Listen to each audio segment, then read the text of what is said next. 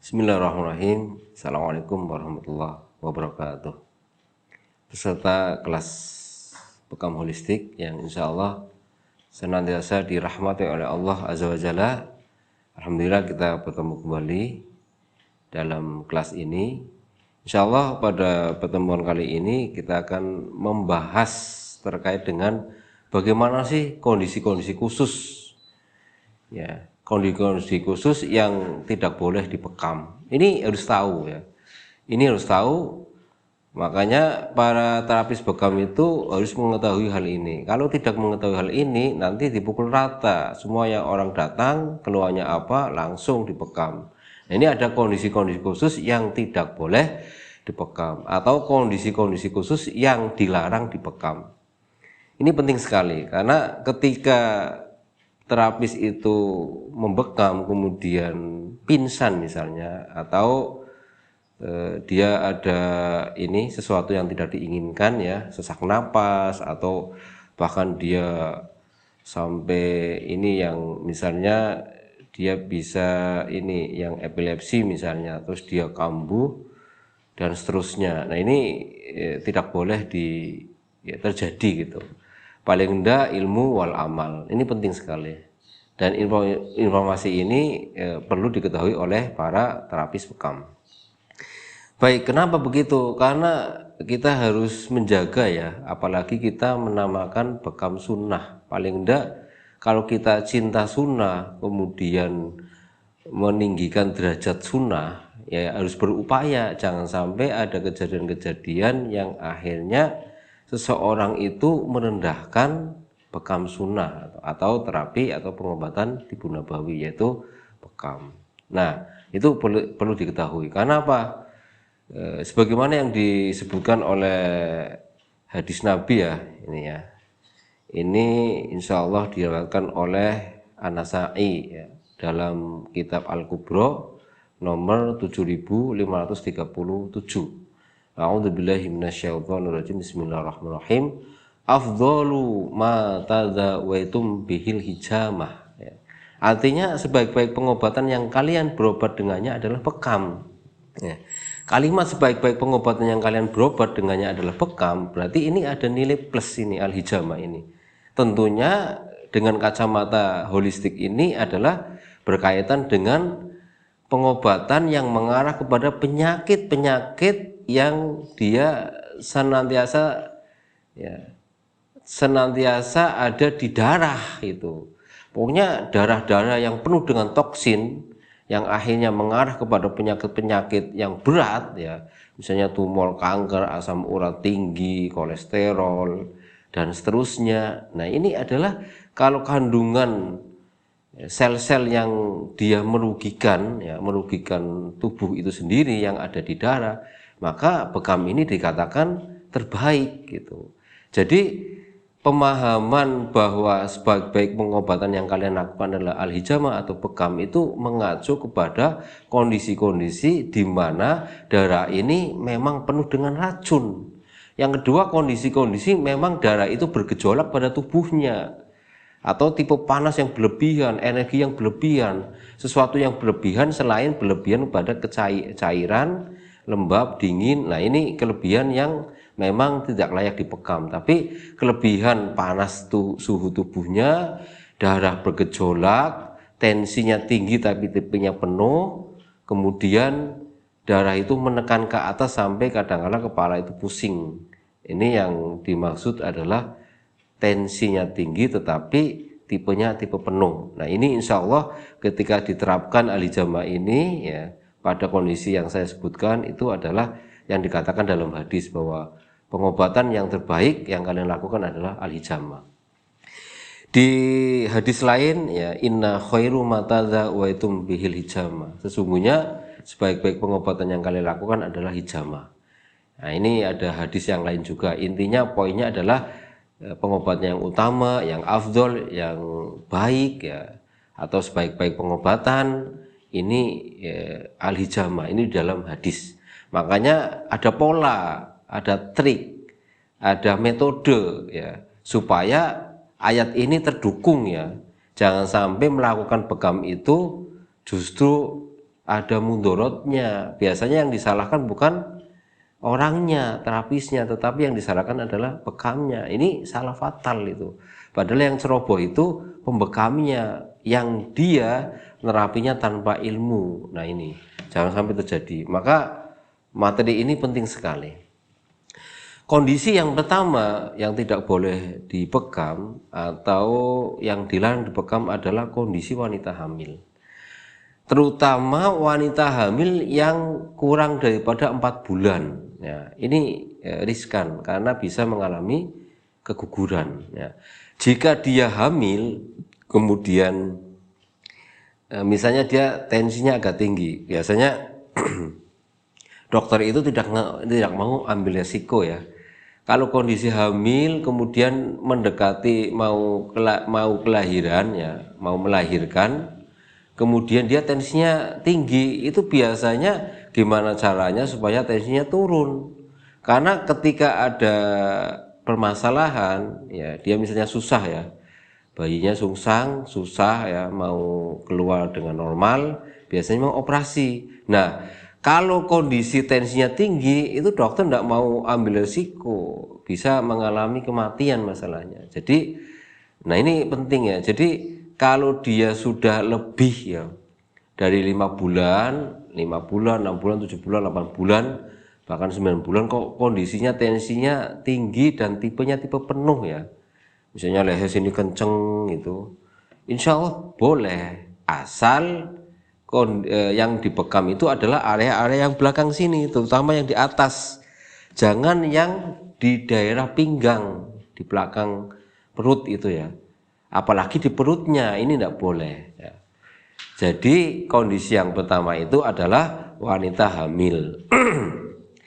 Wanita hamil yang kurang dari 4 bulan. Tetapi kalau lebih dari 4 bulan kondisinya memungkinkan dan dia tensinya tinggi dan tipe penuh, lidahnya merah, boleh dibekam, tetapi titiknya adalah di area punggung saja sama kepala. Jangan di area pinggang yang lurus dengan ini perut ya, perut.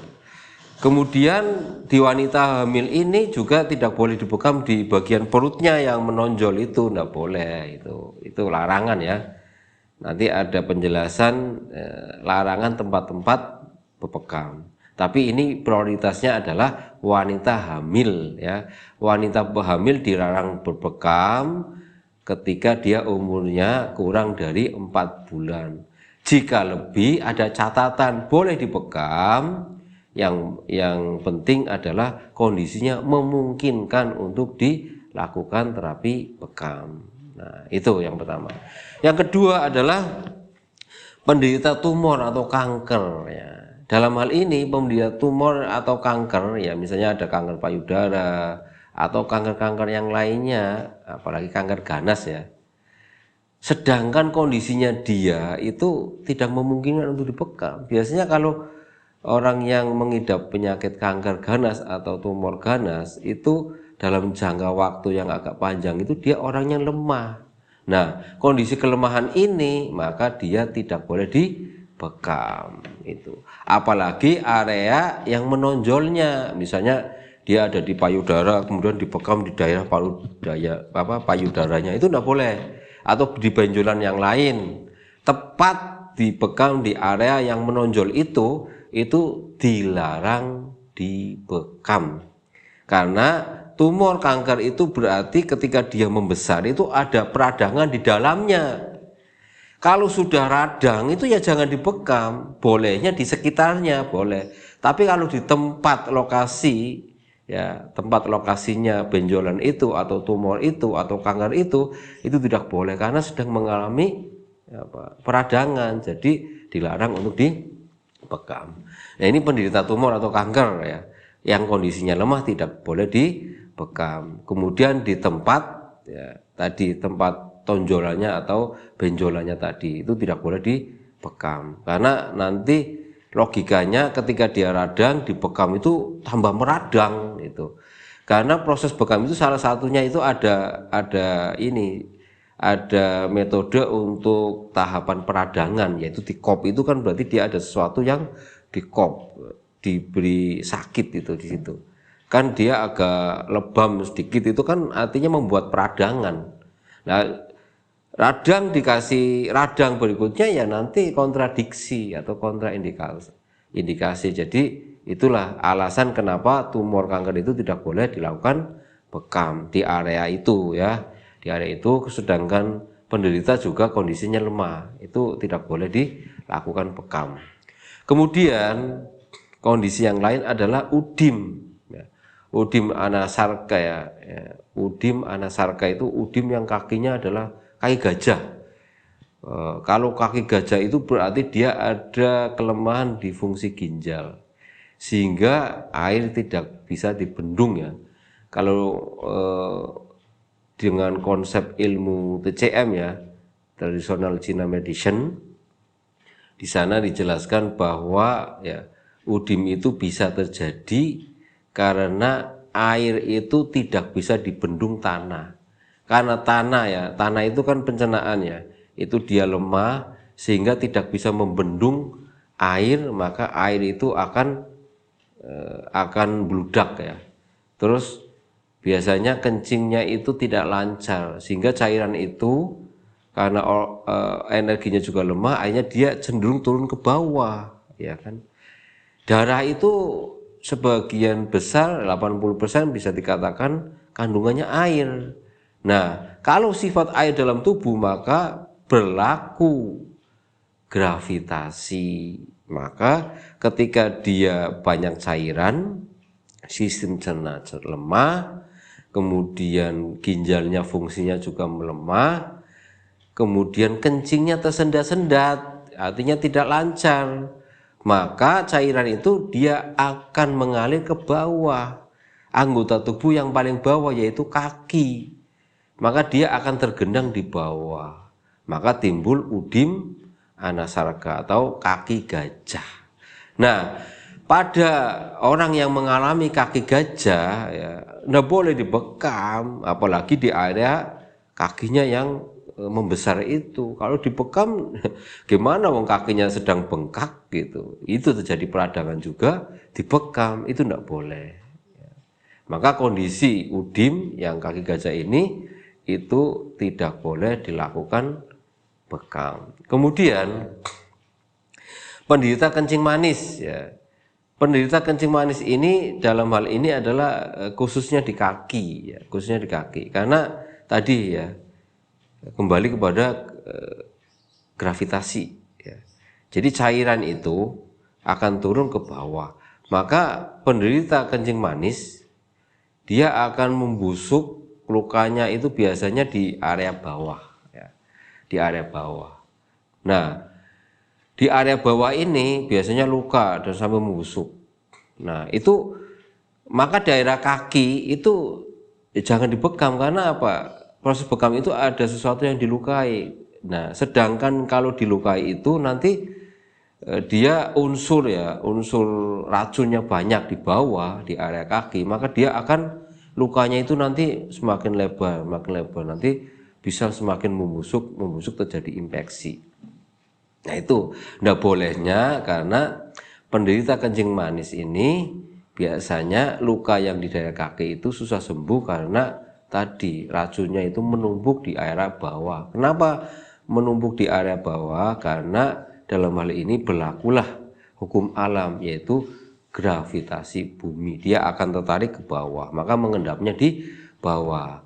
Tetapi area yang di atas, di punggung, di kepala boleh, asal lidahnya juga memungkinkan, merah seger, nadinya juga dia bertenaga besar, itu ya. Artinya kondisinya itu memungkinkan ya. Itu boleh, tapi di area punggung sama atas ya. Pinggang juga boleh, jangan di kaki, area kaki, karena ketika area kaki dibekam ada luka di situ, dia akan membusuk. Nah, ini biasanya diabetes yang jenisnya adalah diabetes basah. Kalau basah itu biasanya ciri-cirinya itu dia lukanya itu tambah melebar, tambah bisa membusuk.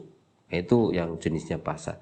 Tapi kalau diabetes yang kering, biasanya dia semakin banyak karbohidrat masuk, justru semakin kurus, tapi bukan di luka biasanya. Nah ini ya. Nah, jadi penderita kencing manis yang lukanya sudah sampai menusuk di daerah kaki, tetapi kalau di daerah pinggang ke atas, punggung atau area kepala, jika kondisinya memungkinkan, maka walaupun dia penderita kencing manis, boleh dibekam. Ya. Dalam hal ini berarti diabetes yang khusus ya, yang khusus diabetes basah, tetapi kondisinya juga lemah. Maka penderita diabetes yang basah ini, yang kondisinya lemah, energinya tidak memungkinkan, maka dilarang untuk dilakukan bekam. Berikutnya penderita stroke. Ya.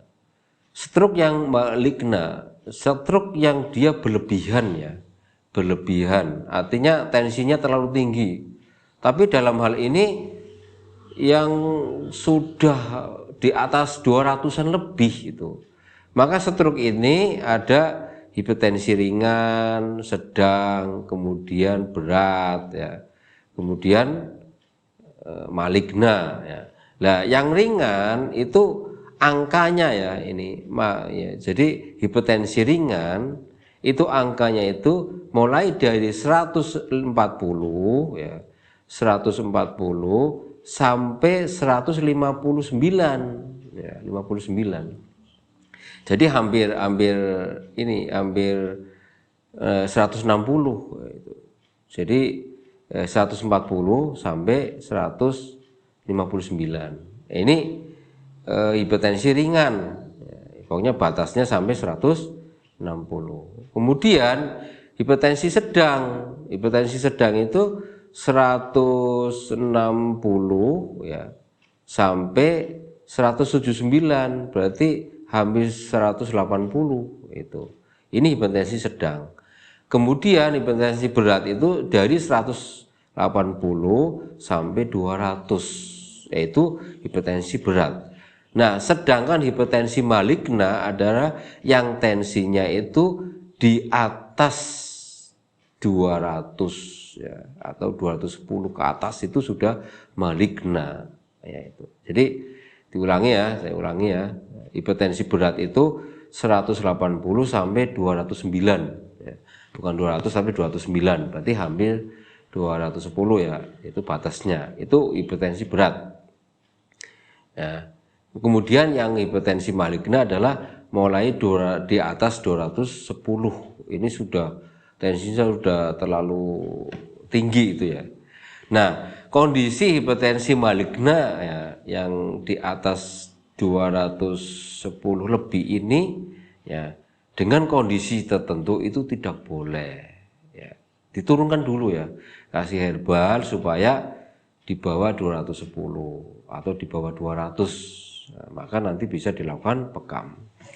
Karena kalau sudah terlalu tinggi itu mengkhawatirkan. Dengan kondisi yang sedang menekan sekali ke atas, ketika dilakukan bekam ya, kemudian dia pusing tanpa sadar, bisa terkena stroke atau bisa mengalami kematian. Ini alasan kenapa hipertensi maligna yang di atas tensinya di atas 210 lebih itu tidak boleh dibekam, karena bisa kolap, dia koma, kemudian bisa mengalami kematian. Nah, ini alasannya ya. Jadi kalau di atas 210 paling enggak dia ada upaya dulu, dikasih ramuan atau herbal supaya dia di bawah 210, baru dilakukan terapi bekam. Tentunya hipertensi yang sudah saya sebutkan ini berarti hipertensi tentunya yang tipenya penuh, nadinya besar, lidahnya merah, bukan yang pucet ya. Kalau lidah pucet, orang yang lemah, walaupun dia tensinya tinggi, maka tidak boleh dilakukan bekam. Kemudian ya,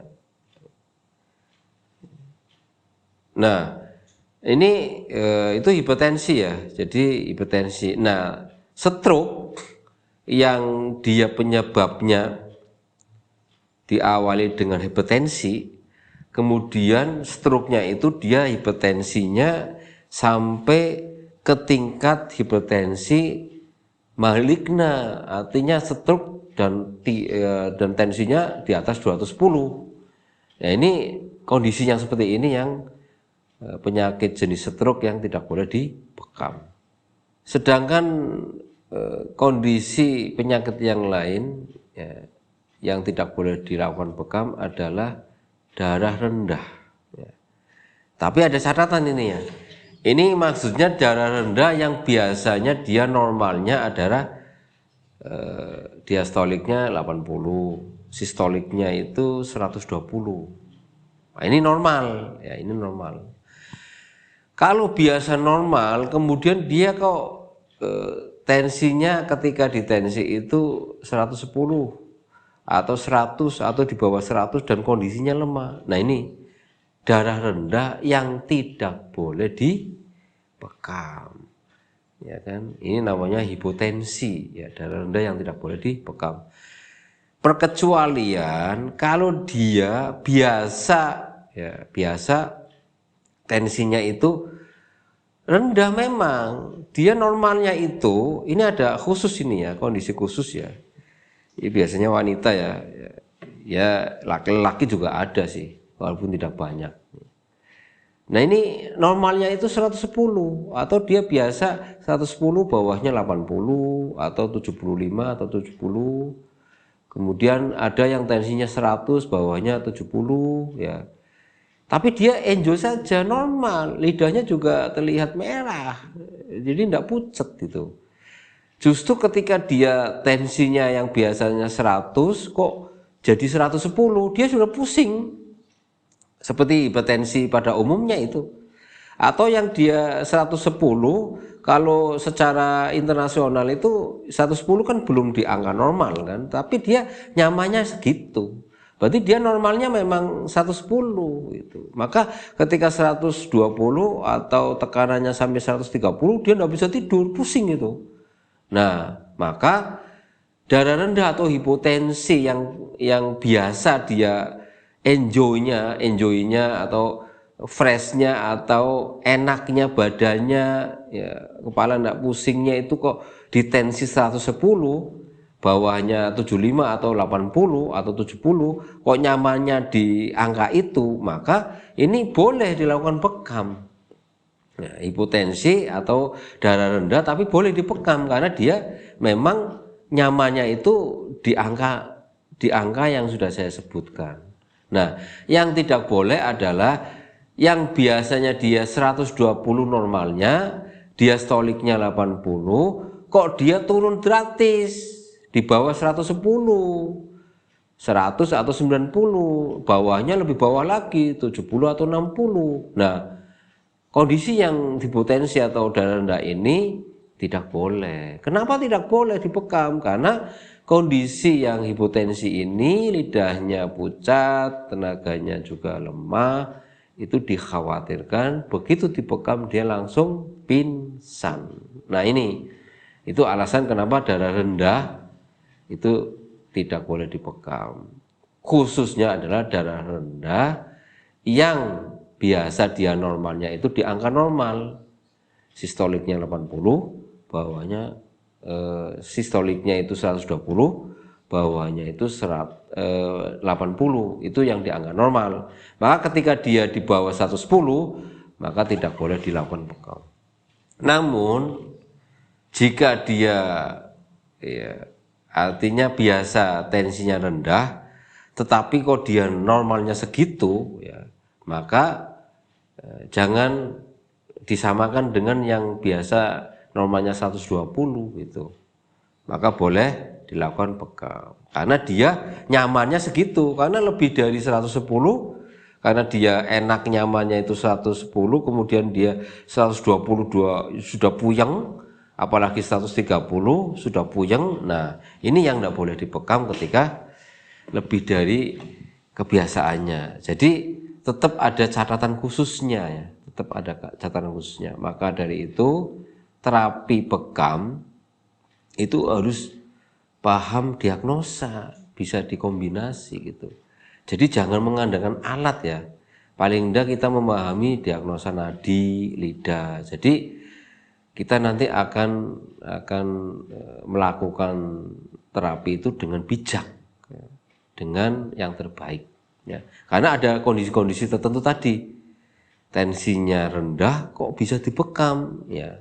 Ada catatan khususnya. Nah itu, untuk memahami catatan khusus itu, ketika kita mengetahui konsep holistik, diagnosa yang menyeluruh, paling enggak kita bisa kapan ini dilakukan terapi, kapan ini tidak. Nah itu, ini pentingnya kita memahami diagnosa, ya. Apalagi diagnosa holistik yang menyeluruh. Insya Allah akan lebih bijak dalam melangkah. Baik. Berikutnya ini darah tinggi, ya, darah tinggi atau hipertensi atau darah tinggi kronis atau hipertensi yang maligna atau di atas yang sudah saya sampaikan tadi, ya. Kondisi stroke diawali dengan kondisi dia itu memang tensinya tinggi, dan tensinya tinggi di atas 210 itu sudah maligna. Nah ini yang khusus hipertensi maligna yang memang dia bukan penyakit lain, ya, bukan stroke, tapi dia memang hipertensi tapi di atas 210 tekanannya. Nadinya besar, tipenya penuh. Nah ini tidak boleh, ya. Tidak boleh dilakukan bekam karena bisa mengalami maut ini, ya. Kalau tidak pingsan bisa mengalami maut. Karena apa? Begitu dia tensinya terlalu tinggi, sudah tegang, sudah sedang tegang-tegangnya kok dibekam, pengam kepalanya, itu bisa bablas itu. Ya tentunya kalau Allah mentakdirkan, ya. Tetapi kehati-hatian kita ketika angka tensinya itu di atas 210, ini namanya hipertensi maligna. Itu tidak boleh dilakukan bekam karena mengancam nyawa yang berkaitan atau mengancam nyawa individu yang bersangkutannya. Kemudian, ya, kondisi berikutnya adalah penderita hepatitis. Istilahnya, ya, penyakit kuning. Bisa itu, ya, dilihat dari matanya kuning, wajahnya agak kuning, ya, sampai kuku-kukunya itu agak kekuningan. Nah ini penderita hepatitis, itu tidak boleh dibekam. Apalagi hepatitis ini juga dia ada ini penyakit menular, termasuk penyakit menular, ya. Maka orang yang bekam ini, ya, khusus, ya, penderita HIV atau AIDS dengan penderita hepatitis itu ada catatan khusus. Kalau bisa pakai alat sendiri, Jadi tidak boleh pakai alat yang biasa digunakan di klinik-klinik kita, ya. Ini harus khusus, suruh beli aja. Ini kehati-hatian, ya. Nah ini khusus penderita hepatitis, tentunya yang mata sudah kuning, wajah sudah kuning, sampai kuku-kukunya kuning, kondisinya juga sudah lemah. Di samping ini ada penyakit, termasuk penyakit menular, juga kondisi lemah ini, ya, apalagi hepatitis, tidak hepatitis aja, ketika kondisinya tidak memungkinkan, itu tidak boleh dilakukan terapi bekam. Maka untuk penderita hepatitis yang kondisinya memang sudah lemah, ya, itu dilarang dilakukan bekam sampai hepatitisnya itu paling tidak dia sudah membaik. Nah itu, ya, karena tentunya kalau kondisi lemah, ya, di samping pingsan juga tadi ada penyakit menularnya juga, ya. Kemudian yang berikutnya adalah kondisi penyakit yang sudah gagal ginjal. Gagal ginjal di sini terutama gagal ginjal yang memang dia ginjalnya sudah rusak, sehingga fungsi ginjalnya tidak optimal, ya kan.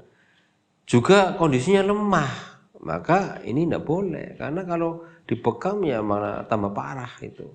Tapi kalau gagal ginjal, fungsi ginjalnya sedang menurun, ya, ini fungsi, ya, bukan ginjalnya yang rusak, ya, tapi fungsinya sedang menurun, tetapi nadinya besar, kondisinya memungkinkan, boleh, karena kondisi ginjalnya tidak rusak, hanya fungsinya saja yang menurun itu, ya. Tetapi dengan catatan orangnya ini tidak lemah itu. Nah, itu kayak gitu.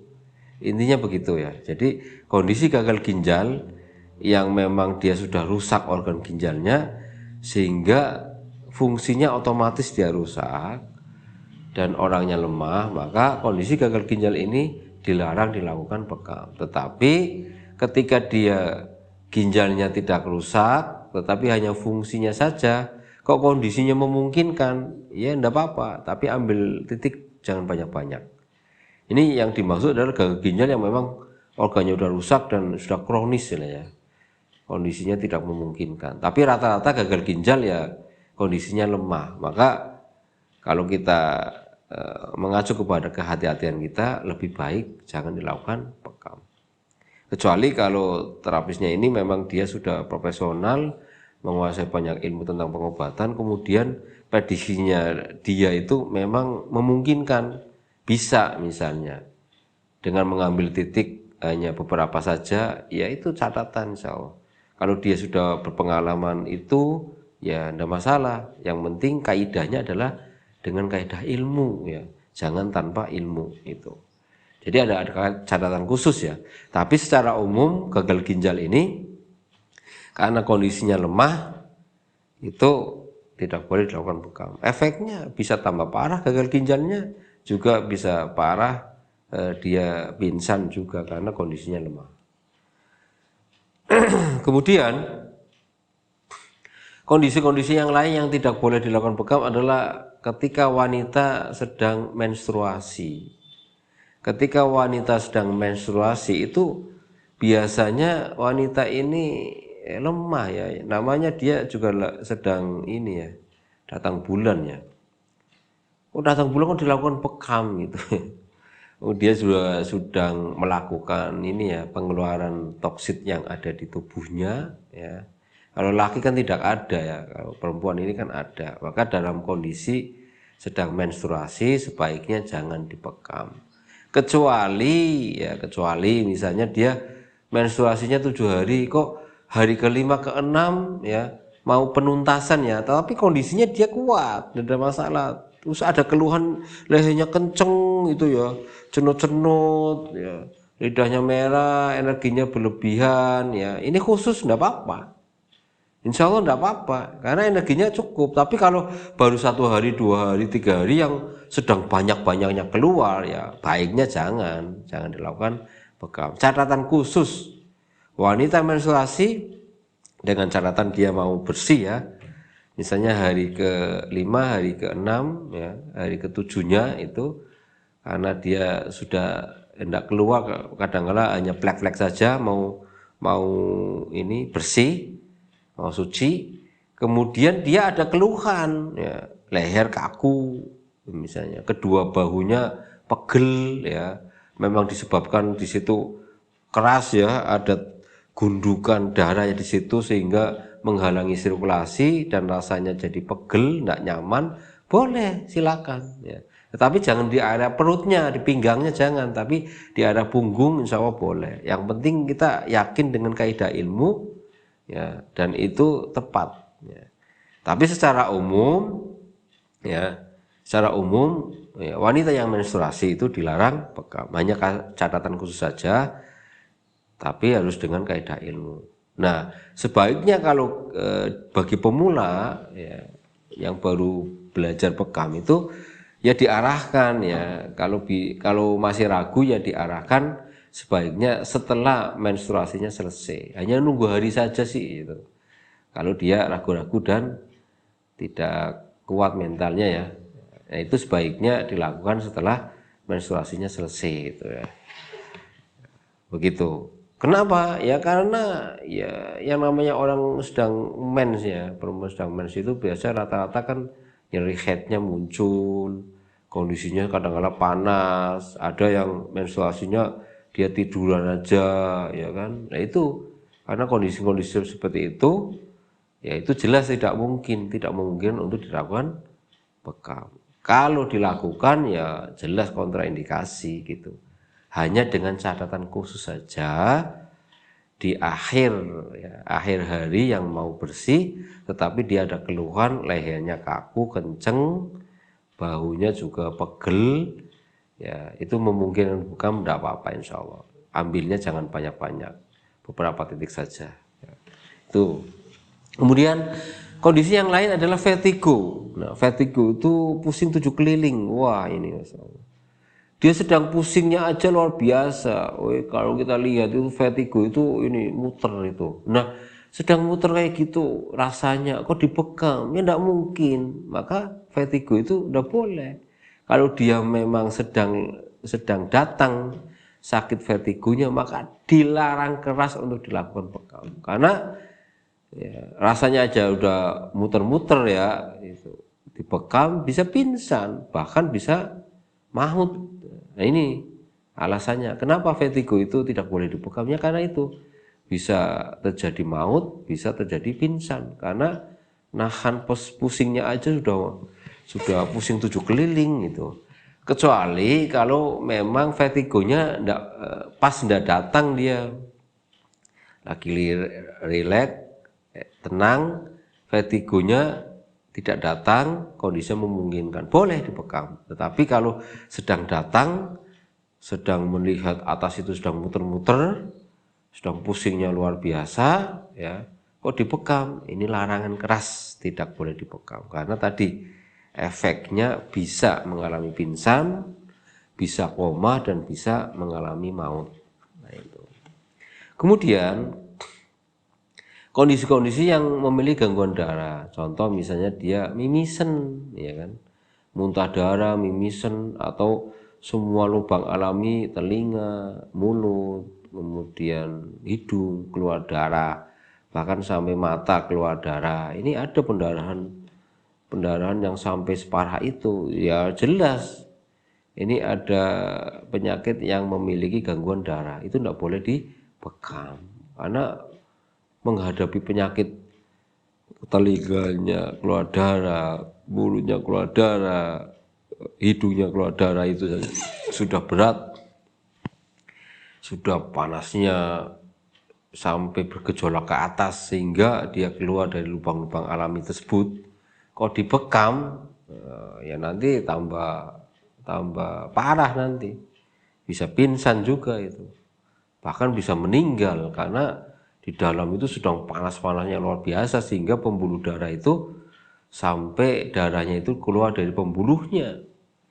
Itu. Nah ini tidak boleh, larangan keras, karena efeknya bisa semakin parah dan bisa mengalami maut.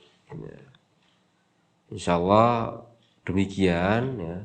Kemudian kondisi yang lain ya stres berat, itu bisa ini masukkan ya. Kalau tadi kan berarti berupa fisik ya.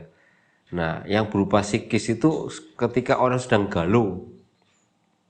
Orang sedang galau, orang sedang tekanan, orang sedang stres berat karena masalah yang dideritanya. Ini tidak boleh dilakukan bekam. Obati dululah. Penyebabnya apa dululah, digali dululah, konseling dulu. Selesaikan biar psikisnya itu normal dan tenang kembali, baru dilakukan bekam. Kemudian orang stres, ya juga yang namanya orang stres sedang ini ya, sedang parah-parahnya, bahkan mendekati gila, ya itu juga tidak boleh. Apalagi orang yang sedang gangguan ya, lagi parah-parahnya gangguan, terutama tipe yang panas itu, dia sedang meraung-raung, menjerit, ya itu juga tidak boleh dibekam. Kemudian kondisi ketika di tanah padang pasir yang dia memang matahari sedang teriknya kuat sekali, ini tidak boleh, bahaya, tidak boleh itu, tidak boleh. Makanya ya paling enggak matahari sudah condong ya, sudah condong, nah itu boleh. Tapi kalau sedang kuat-kuatnya terik, apalagi di lokasi yang sangat panasnya sangat tinggi, itu juga larangan ya, larangan untuk dilakukan bekam. Baiknya ketika dia sudah mendekati sore, ya, itu kayak gitu, karena bisa pingsan dan kemudian darahnya juga bisa keluar tanpa henti. Karena apa? Tadi pengaruh dengan gejolak darah itu diakibatkan karena matahari terlalu kuat. Demikian yang bisa saya sampaikan. Kurang lebihnya mohon maaf. Assalamualaikum warahmatullahi wabarakatuh.